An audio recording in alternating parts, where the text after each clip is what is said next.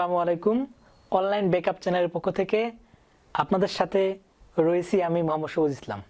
আজকে আমরা আলোচনা করব সেট ও ফাংশন নিয়ে। সেট এবং ফাংশন। সেট সর্বপ্রথম আবিষ্কার করেন জর্জ ক্যান্টর 1874 সালে। জর্জ ক্যান্টর 1874 সালে সেট আবিষ্কার করেন।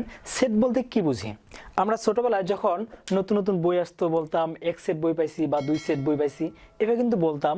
অর্থাৎ মোটামুটিভাবে আমরা সেট সম্পর্কে বলে থাকি, কিন্তু সেটের সংজ্ঞাটা কি হবে? সেট বলতে বুঝবো যে সুনির্দিষ্ট সুসংজ্ঞায়িত কোনো কিছু সংগ্রহকে বলা হয় সেট। সাপোজ আমি যদি বলি a = a b c, অর্থাৎ এখানে সুনির্দিষ্ট এবং সুসংজ্ঞায়িত। এ বলতে আমি যদি এই বাংলাদেশে বলে এ বলি, এটাই কিন্তু আমেরিকাতেও এ বলবে। যদি আমি এখানে বিটাকে যদি বাংলাদেশে বলে বি বলি, এই বিটাকে আমেরিকাতেও বি বলবে। অর্থাৎ সুনির্দিষ্ট এবং সুসংজ্ঞায়িত। সুনির্দিষ্ট এবং সুসংজ্ঞায়িত কোনো কিছু সংগ্রহকে বলা হয় সেট। এই সেটকে প্রকাশ করার জন্য আমাদের ইংরেজি বড় হাতের অক্ষর ইউজ করা হয়। অর্থাৎ আমরা যে সেটটা লিখবো ইংরেজি বড় হাতের অক্ষর, এটা এ দিলাম অথবা বি, এমন আর কি আসবে।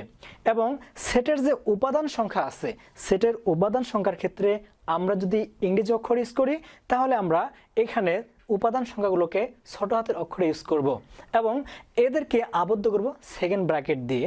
সাপোজ আমি দিলাম এ বি এবং সি।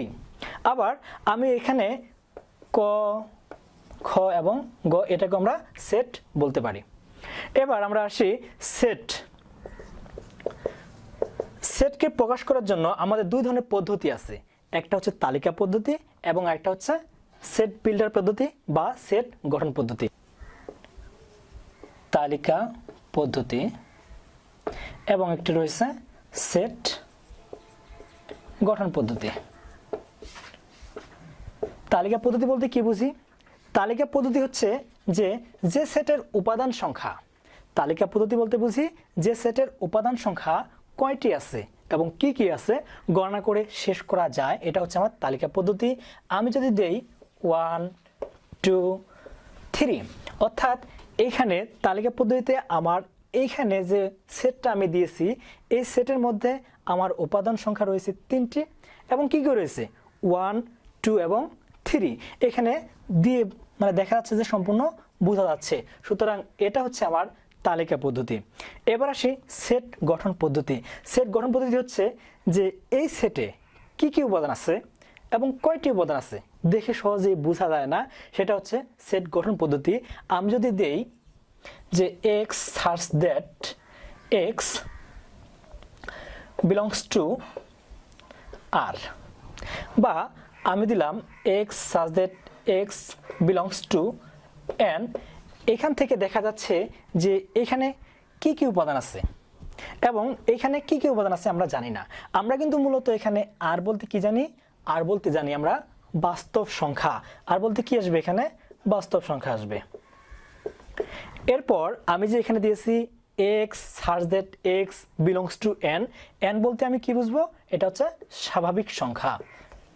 স্বাভাবিক সংখ্যা। এখন আমাদের a = যদি আমি দেই 1 2 3, আমি লিখতে পারি এখানে যে 1 belongs a, 1 belongs to a। এখানে 1 belongs to a বলতে আমি কি বুঝবো? যে এখানে 1 belongs to a হচ্ছে যে 1টা হচ্ছে আমার a সেটের উপাদান। ঠিক তেমনিভাবে 2 belongs to a লেখা যায় 3 belongs to a, এর মানে হচ্ছে 2 belongs to a মানে হচ্ছে যে 2টা হচ্ছে আমার a সেটের উপাদান। 3 belongs to a মানে হচ্ছে 3 হচ্ছে আমার a সেটের উপাদান। এখন আমি যদি লিখি 4 not belongs to a, অর্থাৎ 4 not belongs to a মানে কি? অর্থাৎ 4 a সেটের উপাদান নয়, এটা আমার বোঝাবে। এবার আসি আমরা সসীম সেট নিয়ে এবং অসীম সেট। সসীম সেট, সসীম সেট। সসীম সেট বলতে কি বুঝি?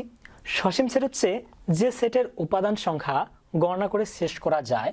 অর্থাৎ আমি দিলাম a = 1 2 3 4, অর্থাৎ দেখা যাচ্ছে যে a ইকুয়াল টু 1 2 3 4 এখানে এটা শেষ হয়ে গেছে, সুতরাং এর উপাদান সংখ্যা গণনা করে শেষ করা যাচ্ছে, এই জন্য এই সেটকে বলবো সসীম সেট।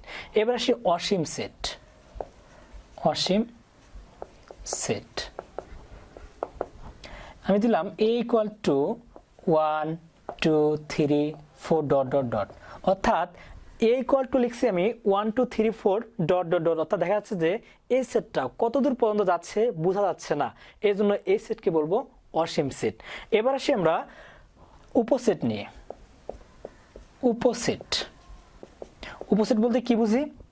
সাপোজ যদি আমি c ইকুয়াল টু 1 2 3 এবং b ইকুয়াল টু দিয়ে যদি আমি 1 2 3, অর্থাৎ সি সেটের উপাদান সংখ্যা যদি আমি বি সেটে পাই, সি সেটের উপাদান সংখ্যা যদি আমি বি সেটে পাই, তখন ওই সেটকে বলবো সি সেটের বি সেটের উপসেট, অর্থাৎ একটি আরেকটির উপসেট বলবো। তখন এটাকে লেখার জন্য সি সাবসেট বি এইভাবে লেখা হয়। এবার আসি আমরা সার্বিক সেট নিয়ে। সার্বিক সেট বা universal set.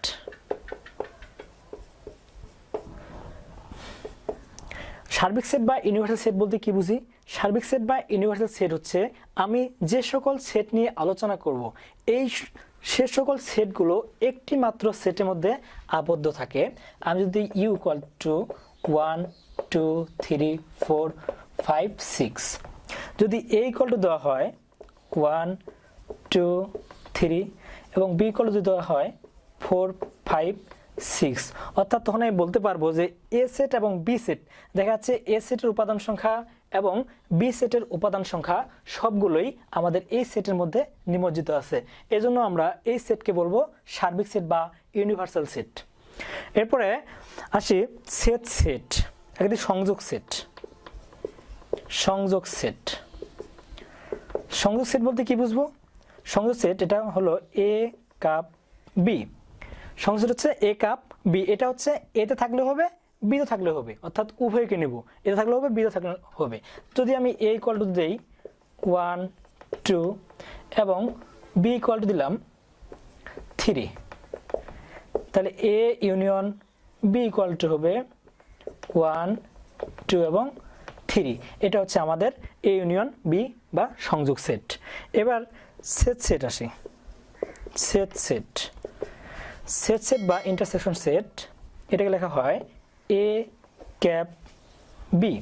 A cap B হচ্ছে যে এ এবং বি এই দুইটি সেটের মধ্যে আমার মূল উপাদান, অর্থাৎ এই দুটির মধ্যে আমার কোন কোন উপাদানগুলোর মিল রয়েছে, এটা হচ্ছে আমাদের সেট সেট। যদি আমি এ ইকুয়াল টু দিয়ে থাকি 1 2 3, বি ইকুয়াল টু 3, যদি আমি লিখি A intersection B, A equal to লিখতেছি আমি 1 2 3 ক্যাপ 3।